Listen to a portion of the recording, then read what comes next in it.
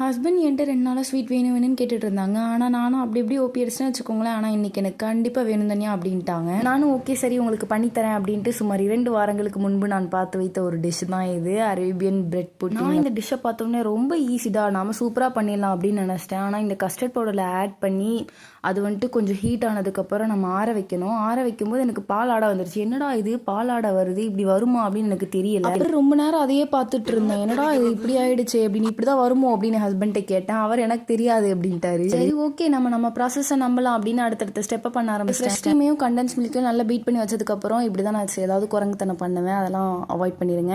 அப்புறம் பிரெட் எல்லாத்தையுமே ஃபர்ஸ்ட் லேயரில் செட் பண்ணிவிட்டு அதுக்கப்புறம் கொஞ்சமாக அந்த கஸ்டர்ட் மில்க் இருந்ததில் அதை ஆட் பண்ணிவிட்டு அப்புறம் செகண்ட் லேயர் திரும்பியும் ப்ரெட்டை வச்சுட்டு அப்புறம் எகெயின் வந்துட்டு கஸ்டர்ட் மில்க்கை வந்துட்டு நல்லா தாராளமாக நான் வந்துட்டு ஆட் பண்ணிக்கிட்டேன். அதுக்கப்புறம் நம்ம ஃப்ரெஷ் க்ரீமையும் கண்டென்ஸ் மில்க்கையும் மிக்ஸ் பண்ணி வச்சிருந்தோம் இல்லையா, ஸோ அதையும் நான் ஆட் பண்ணிக்கிட்டேன். அப்புறம் எனக்கு பிடிச்ச எல்லா நட்ஸையுமே நான் வந்துட்டு குட்டி குட்டியாக சாப் பண்ணி ஆட் பண்ணிக்கிட்டேன்.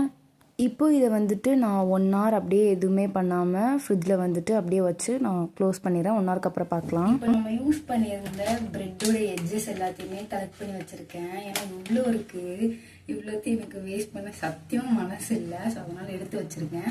இதை வச்சு ஏதாவது டிஷ் ட்ரை பண்ணலாம் அப்படின்னு தான் இருக்கேன். பார்க்கலாம். இதை சும்மா கிரைண்ட் பண்ணி பிரெட் கிராம்ஸாக கூட யூஸ் பண்ணலான்னு இருக்கேன். தெரியல நம்மளுக்கு எப்படி கிடைக்குதோ அது பொறுத்து.